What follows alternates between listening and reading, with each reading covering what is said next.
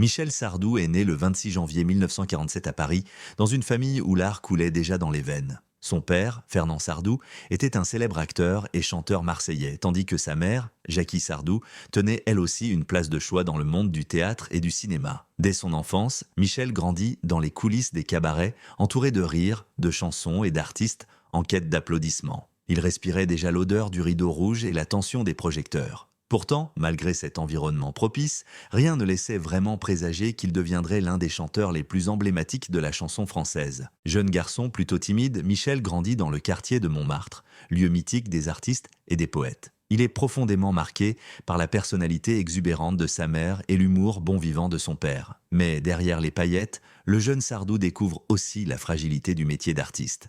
Les succès qui passent, les soirs sans public, les fins de mois difficiles. Ces souvenirs formeront la base de sa lucidité adulte, un mélange d'admiration et de méfiance envers la célébrité. Après une scolarité agitée, il avouera plus tard n'avoir jamais été un élève modèle, Michel quitte l'école très tôt. Il a à peine 16 ans lorsqu'il décide de tenter sa chance dans le monde du spectacle. Son père, d'abord réticent, finit par l'encourager, conscient que la passion ne se commande pas. C'est à cette époque que Michel commence à écrire ses premiers textes et à fréquenter les cabarets parisiens, où il apprend l'art de captiver un public avec la seule force des mots et de la voix. Ses débuts professionnels ne sont pas faciles. Dans les années 1960, le jeune homme peine à se faire une place parmi les grands noms de la chanson française. Les radios préfèrent diffuser les tubes de Johnny Hallyday ou de Claude François, et les maisons de disques ne croient pas vraiment en son timbre grave, jugé trop classique pour l'époque. Mais Sardou n'abandonne pas. Son tempérament de battant, hérité de ses origines méditerranéennes, le pousse à persévérer. Il écrit, compose, chante dans des bars, dans des fêtes, parfois devant une poignée de spectateurs. Le véritable tournant survient lorsqu'il rencontre Eddie Barclay, grand producteur français, qui détecte en lui une voix singulière et une personnalité puissante. Cette rencontre lui ouvre les portes d'un monde plus professionnel. Son premier 45 tours sort en 1965, mais ne rencontre qu'un succès limité. Pourtant, Sardou ne se décourage pas. Il continue à perfectionner son style, oscillant entre rébellion et tendresse, entre chansons populaires et textes engagés. Sa jeunesse est aussi marquée par un profond attachement à la France. Enfant d'après-guerre, Michel grandit dans une époque où la société se reconstruit, où les valeurs changent. Ces bouleversements le fascinent. Il observe, il écoute, il critique, parfois avec provocation, ce regard lucide sur la société deviendra plus tard sa signature artistique. Dans la vie privée, le jeune Michel est décrit comme passionné, impulsif et parfois difficile à cerner. Ses amis racontent un homme à la fois rieur et mélancolique, capable de passer du rire à la colère en un instant. Il aime la mer, la vitesse, la liberté. Très tôt, il se forge une personnalité indépendante, refusant d'être simplement le fils d'eux. Il veut exister par lui-même, se faire un prénom avant de porter un nom. Au fil des années 1960, Sardou s'affirme. Il commence à écrire des chansons plus personnelles, inspirées de ses émotions et de ses observations. Ses textes abordent déjà des thèmes universels, l'amour, la famille, la patrie, le passage du temps. Il n'a pas encore trouvé le ton qui fera sa renommée, mais on perçoit déjà l'étoffe d'un grand interprète. Les cabarets deviennent ses laboratoires, les publics ses juges. L'un de ses premiers grands apprentissages viendra de l'échec. Après plusieurs disques passés inaperçus, Michel pense un moment tout arrêter. Mais un soir, lors d'un concert improvisé, il reçoit une ovation inattendue. Ce moment de grâce lui redonne confiance. Il comprend alors que son authenticité touche les gens, bien plus que les modes ou les stratégies commerciales. Ce sera son credo pour la suite. Chanter vrai, quitte à déranger. Ainsi se dessine la première étape de la vie de Michel Sardou. Celle d'un héritier du music-hall qui a refusé la facilité pour tracer sa propre route. Il n'est pas encore la légende que la France applaudit, mais déjà, derrière ses yeux clairs, brûle une ambition immense, devenir la voix de plusieurs générations. La carrière de Michel Sardou s'impose dans les années 1970 comme l'une des plus marquantes de la chanson française. Après des débuts difficiles, il trouve enfin son public grâce à une série de titres puissants, polémiques et profondément humains. Son style se distingue rapidement, des textes forts, une interprétation théâtrale et une voix reconnaissable entre mille. Sardou ne cherche pas à plaire à tout le monde, il cherche à dire quelque chose, les premiers succès et la naissance du mythe. En 1967, il sort le titre « Les Ricains », une chanson qui rend hommage aux soldats américains venus libérer la France pendant la Seconde Guerre mondiale. À l'époque, ce texte jugé trop pro-américain est brièvement censuré à la radio. Mais cette controverse attire l'attention du public et révèle un trait essentiel de Sardou. Il n'a pas peur des sujets qui fâchent. Cette audace sera sa marque de fabrique tout au long de sa carrière. Quelques années plus tard, en 1970, Les Balles populaires devient un immense succès. Le ton est plus léger, festif, presque nostalgique, mais toujours ancré dans une réalité populaire. Michel Sardou s'impose alors comme la voix d'une France qui change, celle des classes moyennes, des familles, des dimanches à table et des souvenirs d'enfance. Les années 70, la provocation et la puissance. Les années 1970 constituent l'âge d'or de Sardou. En 1973, il choque avec Les villes de solitude et surtout Les lacs du Connemara, chanson mythique sortie en 1981 mais conçue dès la fin de cette décennie. Entre les deux, il enchaîne les succès. La maladie d'amour, 1973, véritable hymne à la tendresse et à la mélancolie. Le France, 1975, cri de douleur patriotique pour le paquebot symbole d'un pays en perte d'identité. Être une femme, Le temps des colonies, Je vais t'aimer, autant de titres devenus des classiques. Sardou n'écrit pas pour flatter, il écrit pour interpeller. Ses chansons divisent parfois l'opinion publique, mais elles ne laissent jamais indifférent. Derrière chaque texte, il y a une réflexion sociale, une critique ou une émotion brute. L'artiste devient à la fois admiré et contesté, adoré par des millions de Français et critiqué par certains intellectuels. Pourtant, cette dualité alimente sa légende. Les années 80, la maturité et la domination.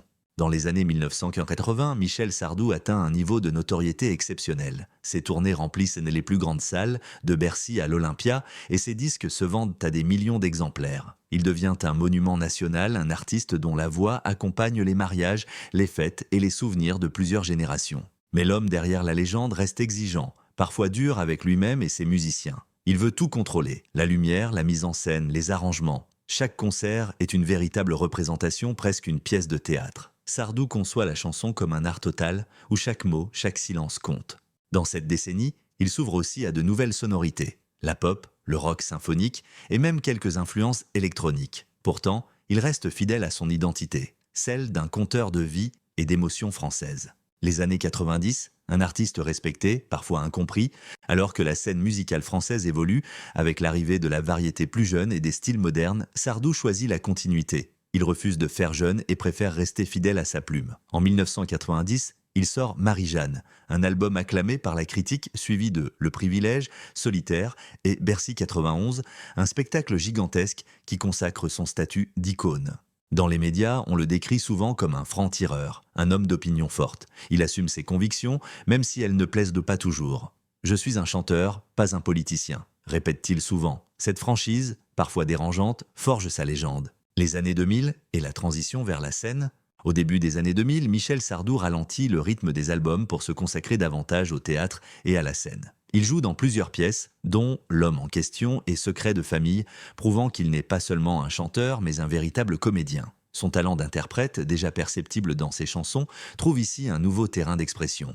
En 2012, il annonce une première tournée d'adieu avant de revenir plusieurs fois sur scène, incapable de dire un vrai au revoir à son public. Ses concerts affichent de toujours complets, preuve de l'attachement profond du public français à son œuvre. Michel Sardou, c'est plus de 100 millions de disques vendus, des dizaines de tournées et une influence qui traverse les générations. Ses chansons sont enseignées, reprises, parodiées, mais toujours respectées. Peu d'artistes peuvent se vanter d'avoir marqué la mémoire collective à ce point. Sa carrière n'est pas seulement un succès artistique. Elle est aussi un miroir de la société française, avec ses contradictions, ses passions et ses blessures. Derrière la voix puissante et les textes parfois provocateurs, Michel Sardou cache une personnalité complexe, faite de pudeur, de passion et d'attachement profond à la famille. Loin des projecteurs, il a toujours cherché un équilibre entre sa carrière étincelante et sa vie intime, souvent marquée par les hauts et les bas que connaissent les artistes d'une telle intensité. Les racines familiales, un héritage artistique et affectif. Né dans une famille d'artistes, Michel Sardou n'a jamais coupé le lien avec ses origines. Ses parents, Fernand et Jackie Sardou,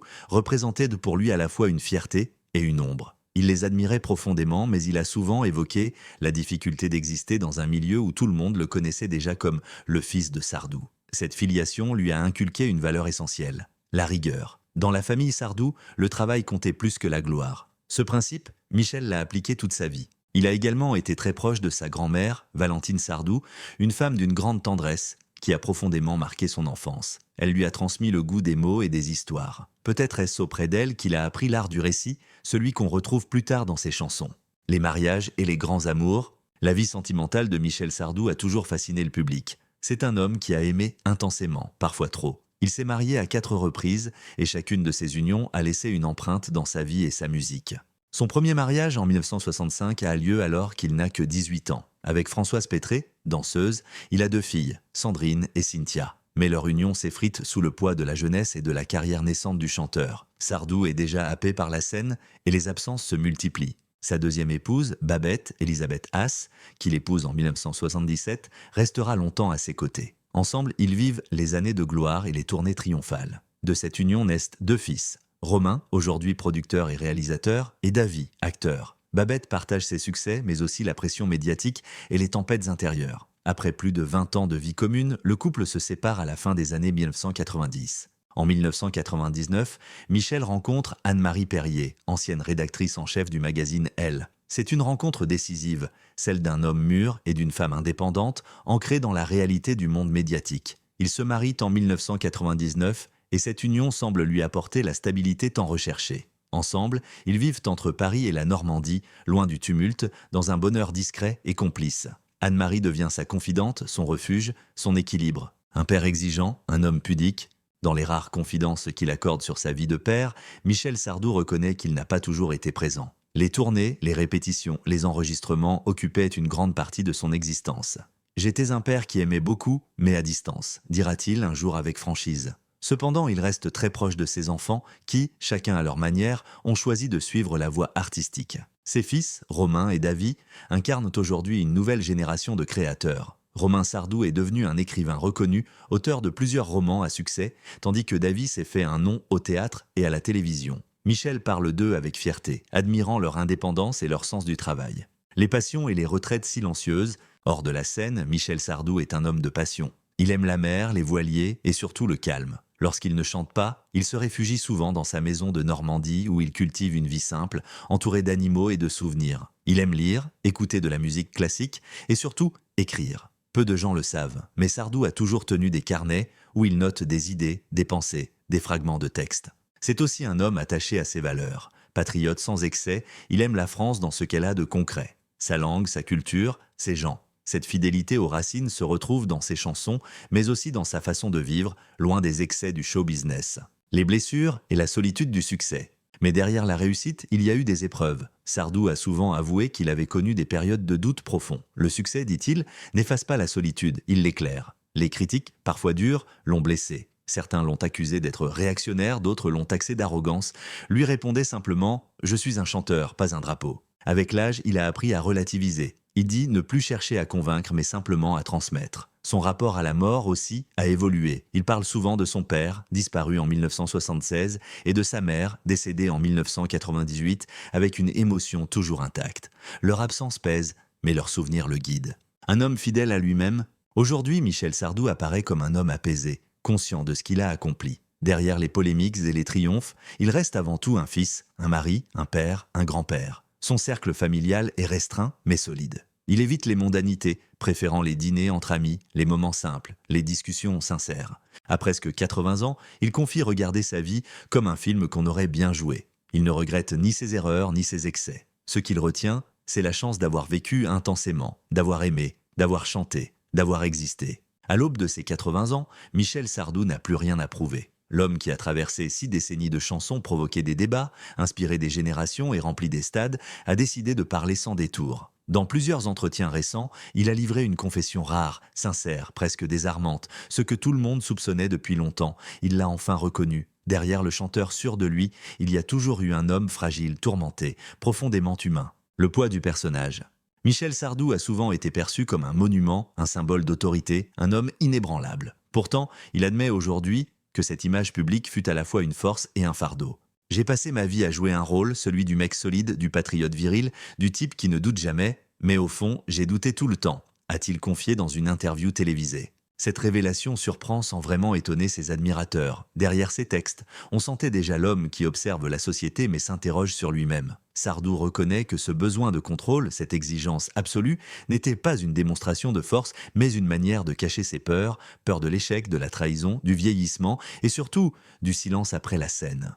L'artiste et l'homme, un combat intérieur. Pendant des années, Sardou a joué avec son image publique, parfois avec provocation. Ses chansons comme Le France, Les Ricains ou Le Temps des colonies ont souvent été interprétées à travers un prisme politique alors qu'il voulait simplement peindre des émotions humaines.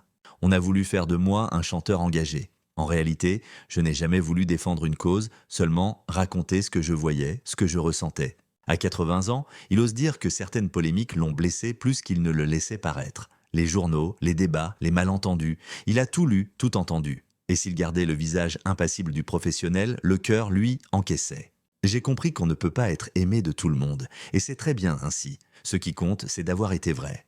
Cette confession, loin de ternir son image, la rend plus humaine encore. Les fans y voient enfin le Michel Sardou intime, celui qui, derrière la grandeur, cache la vulnérabilité d'un homme ordinaire. La peur du temps qui passe. Dans ses entretiens récents, Sardou parle avec émotion de son rapport au temps. Je ne crains pas la mort, mais j'ai peur de ne plus pouvoir chanter, de ne plus avoir cette flamme. Il se décrit comme un nostalgique actif, conscient que la vie file, mais déterminé à en savourer chaque seconde. Il parle de ses parents disparus, de ses amours passés, de ses enfants devenus adultes, avec une tendresse désarmante. Il évoque aussi les absents, ses amis artistes, Johnny Hallyday, Charles Aznavour, Jean-Michel Boris, qui ont marqué sa route. On fait ce métier entouré de rires, mais on finit souvent dans le silence. Ces mots résonnent comme un aveu, mais aussi comme un message universel. Derrière les projecteurs, la solitude existe même pour les légendes. L'amour, le dernier refuge, s'il y a une constante dans la vie de Michel Sardou, c'est son besoin d'amour. Pas seulement l'amour romantique, mais celui du public, de la scène, des siens. Il dit aujourd'hui que son mariage avec Anne-Marie Perrier lui a offert une paix qu'il n'avait jamais connue. Avec elle, j'ai trouvé le calme. Elle m'a appris à ne rien prouver, à simplement être.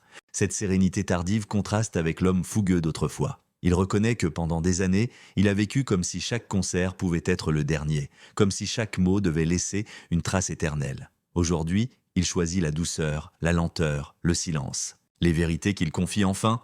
Dans son dernier livre d'entretien, Sardou a lâché une phrase qui a bouleversé ses lecteurs. « J'ai passé ma vie à chercher la reconnaissance alors que je l'avais déjà. » Ce constat, simple mais poignant, résume toute sa trajectoire. Derrière l'artiste contesté, le provocateur, se cache un homme qui voulait juste être compris. Il avoue avoir parfois regretté ses colères, ses propos tranchants, mais pas ses convictions. « Si c'était à refaire, je referais tout, parce que chaque erreur m'a appris à être moi. » Il parle aussi du futur, sans crainte, mais avec lucidité. Il ne sait pas s'il chantera encore, mais il promet une chose, ne jamais trahir la vérité de ses chansons. Ce que j'ai chanté, je l'ai vécu, et ce que j'ai vécu, je l'ai chanté. L'héritage d'un homme vrai? Aujourd'hui, Michel Sardou n'est plus seulement un chanteur. Il est un témoin de son époque, un miroir de la France, un poète du réel. En avouant ses fragilités, il boucle un cercle commencé il y a plus d'un demi-siècle. L'homme que la France croyait connaître se révèle enfin. Ni héros, ni provocateur, mais un être sincère, traversé de doutes et d'amour. À presque 80 ans, Michel Sardou a avoué tout ce que l'on soupçonnait, qu'il n'a jamais été un dieu mais simplement un homme, et c'est précisément pour cela qu'il restera immortel.